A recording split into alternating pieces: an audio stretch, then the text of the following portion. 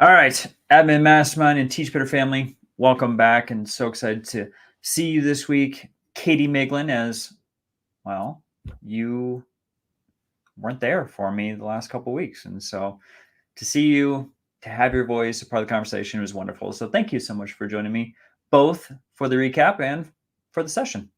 Yeah, absolutely. It was a good time. So I started things off asking if people were on a scale of running smoothly, running steady, or running for the hills, where would they rate their stress level? It sounded like a lot of people were stressed. Yeah, there was a lot of hill running for A sure. lot of hills. Yes. So Yes.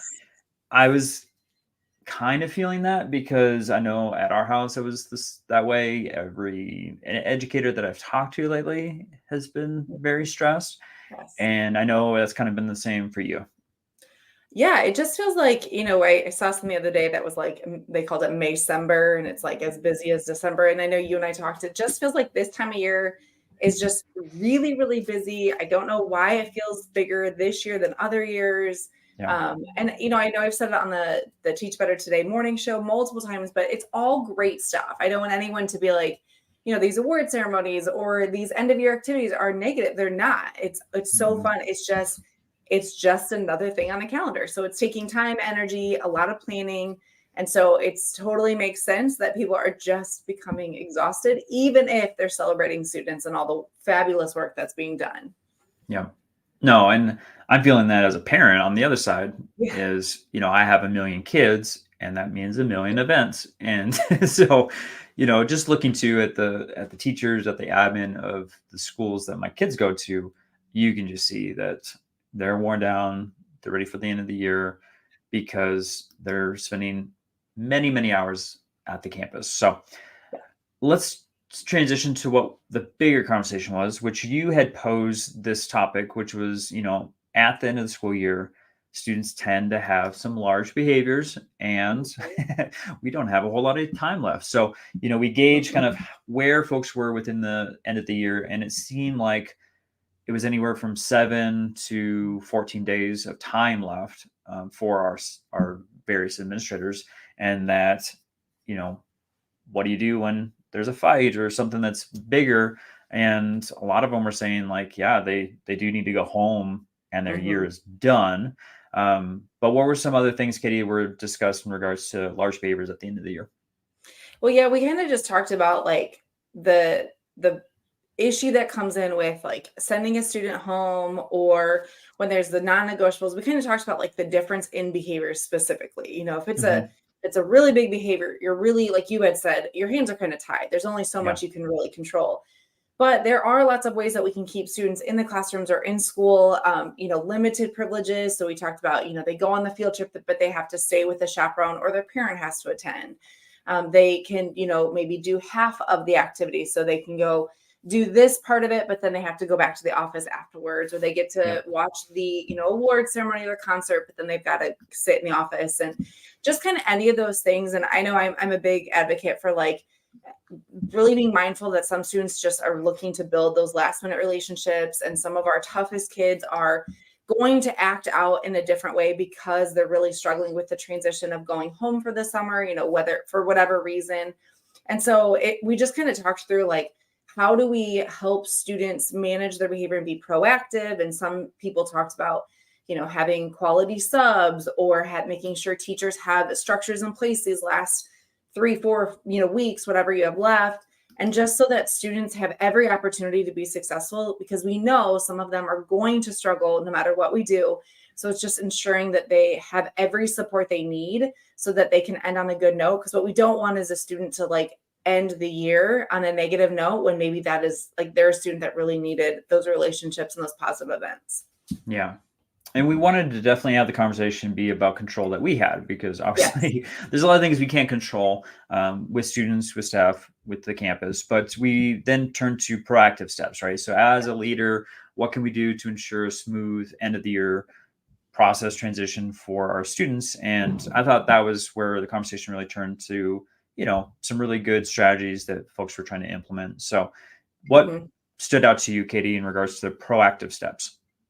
being consistent, being, communicating everything. So communicating to parents, to students, what the expectations are. We talked a lot about if they have some sort of contract or there's something that's kind of hanging over their head, prom, field trips, end of year activities, making sure students and parents know what the expectations are so that they can ensure their participation in those events, and communicating multiple times, not just once, or, not just in writing, but making sure that they know that consistently.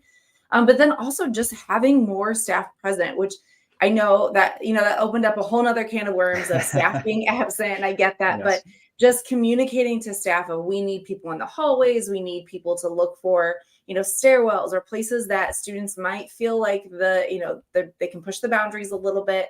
So just being mindful of like, how are we really encouraging students to have positive behavior and maintaining those expectations?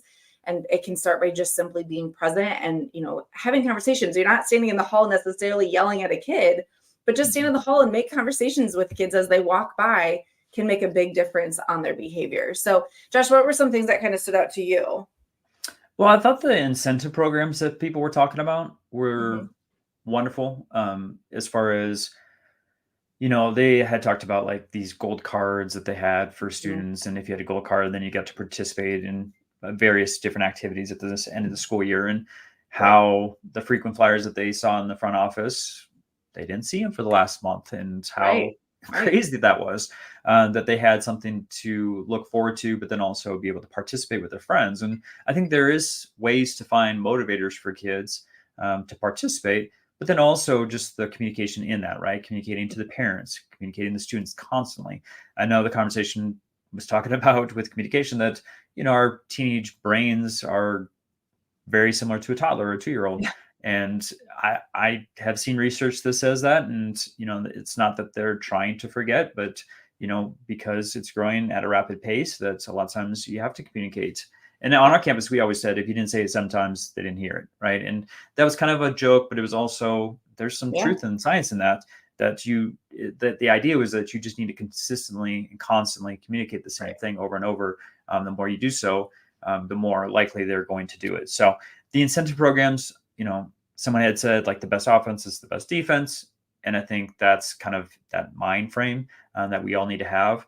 The other thing was, supervision or lack thereof was just that a lot of it comes down to motivation, right? And so Mhm. as a leader, we need to kind of figure out how we're going to tap into that motivation to make sure our staff is present, because like you said, it's not that they're there to yell at people and to Right. give out detentions and all this. It's just to be present and be there. And I can think of so many times that I didn't have to say a word just because I was Yep. there. A kid stopped running, or a kid wound up to hit another kid and saw I was there and then chose not to. Mhm. It doesn't. You don't have to say anything. It could just be a Right. look.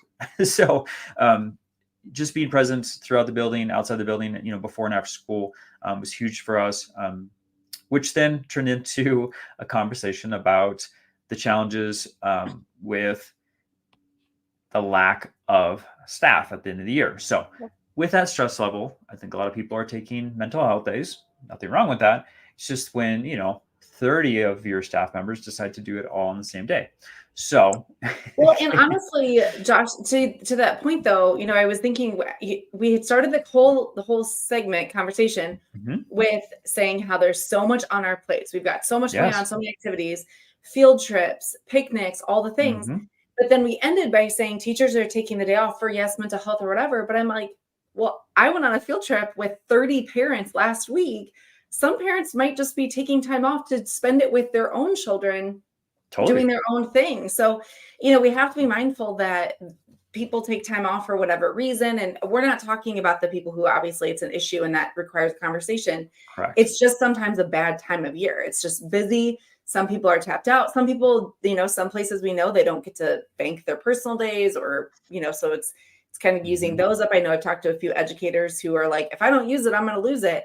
So I totally Yeah. understand that. But yeah, it's like, what do we do then? What can we control and how can we support the students who are in the classrooms, especially when a teacher is not there? Right. So that goes to the sub Yep.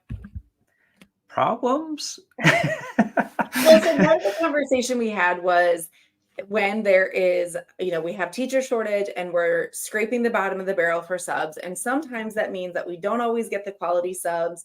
I know in Illinois, you can only sub so many days. And, so sometimes that's like can impact people's ability to be in the classrooms. Right. So then we kind of talked as an administrator, what are some things you can do to ensure that even if it's not a great sub, how can those classes still be covered and there can still be success? And we talked about, can you provide teachers a checklist of these are the 3 things I need in your subfolder all year long, especially in May? Or can you, make sure that teams or groups of teachers are checking on each other? Such and such has the flu. They weren't able to put anything together. Can someone grab something to put in this class so that we can help? I know I was lucky enough, I worked in a building that they would print our roster if we were ill and couldn't print it or get it on our desk in time. Yep. So any of those things just to set the sub up for success, because we know that not all of them have the education background and sometimes are just there to be a warm body. But we don't want student behavior to be impacted by that, because we know when kids know that there's not a whole lot of expectations, they're more likely to kind of have a little bit more freedom in a classroom. And sometimes that's where we see some issues. So Josh, was there anything that you guys did kind of on your campus that really helped with that? Because I'm sure you face the same issues. Oh my goodness, yes. So I shared this with the group, was just that we wanted to make sure that our campus was the one that everyone wanted to come back to if you were a quality sub. Let me preface that. So, we had a list of like 20, 25 folks that we really try to pour into and let them understand, like, we value, if we had any type of, teacher appreciation, our subs were a part of that, right? Or if we were going around with a goodie cart, like, we made sure that our subs got those too, so we wanted them to feel like they were a part of that campus family, that culture, at least, that we were trying to provide. And so, and I even said, like, a couple of our teachers, our subs, were in our yearbook because they were on our campus so much that they did feel like a part of our staff, because we leaned on them so heavily. And that was just something that, even though they weren't technically under contract as a teacher, they still were a part of that teacher family. So, for us, it was something that we wanted to pour into them because we did value them. They were important to us. And then we also always made sure that, they were the first ones that we called, because we've had some just horror stories of people that we didn't know, our campus, our community, our student body, and we had some really negative things occur. So the other thing I thought was great too was, like, having those checkpoints. Someone had talked about, like, literally tying those into the calendar, because you do have emergencies, right? We've all had this happen. It's 2 a.m. and you get sick and you have to call in, and it's not that you were planning on being gone, but you need that emergency sub plan already in the folder. And so if you don't build that in, as far as an administrator, into your time for your teachers, then a lot of times that just falls to the wayside. So we had to, have those throughout the school year, but then also to have some accountability in that of, like, I need to see it. You had talked about a checklist. We had a checklist in there of all the things that needed to be in that folder for the subs. And just making it a point of emphasis, because if it's important to us as an admin, then it should be important to the teachers, because we all know it's a nightmare if those sub plans don't exist. I myself had to cover classes all the time, and if I didn't have sub plans, that was extremely frustrating. So I know firsthand what that would be like. So I don't want that to happen to my subs, because you come in, you're already kind of stressed. You don't know the room, you don't know the kids, you may not know the campus. And then not to have any plans, then you're like, now what am I going to do for the next 45 minutes? Well, and we know sometimes those subs come in last minute. So, I know our secretary worked really hard at always calling and trying to get people in, but they might roll in right as the class is starting. And so they don't have time to come up with something or to look for something. So I think there's easy ways that you can check in with teachers, build it into institute days, maybe during evaluation, like, hey, can you show me your emergency sub plans? Because we all know that there are teachers who have a friend they can call and say, hey, I'm not going to make it. I've got, can you print this off for me, or can you grab something? But there are a lot of teachers in a lot of our buildings that don't have someone they feel like they can call. And so helping them and giving them the tools that they need so that those plans are successful can help, honestly, in December and in May, because we know that there's multiple times throughout the year that subs are more prevalent in our buildings. So just helping them, but ultimately will help our school and our students, especially when it comes to these transition times of the year where behaviors might be a little bit higher. All right. So just wanted to mention, for those who are watching on YouTube, maybe this is the first time that you've even realized that the Teach Better team has an administrative mastermind. So you can join us every Tuesday morning, 9 a.m. Eastern time. And you can go over to teachbetter.com/mastermind. It is free. And then you get your link sent to you that you can save. And then, of course, you'll get also a link for our Facebook group for the admin mastermind. So it's a growing community. Love the conversations in there. And then just to let everyone know that we are actually going to take a summer break because we know a lot of you are traveling, going to conferences, doing a variety of different things. So we are going to have our last session May 28th, and then we'll kick back up the first week of August. And of course, we'll be blasting that out. So if you want to make sure that you get that information, of course, again, head over to teachbetter.com/mastermind, sign up, and then you'll get communication on when next year will kick off. So super excited about that.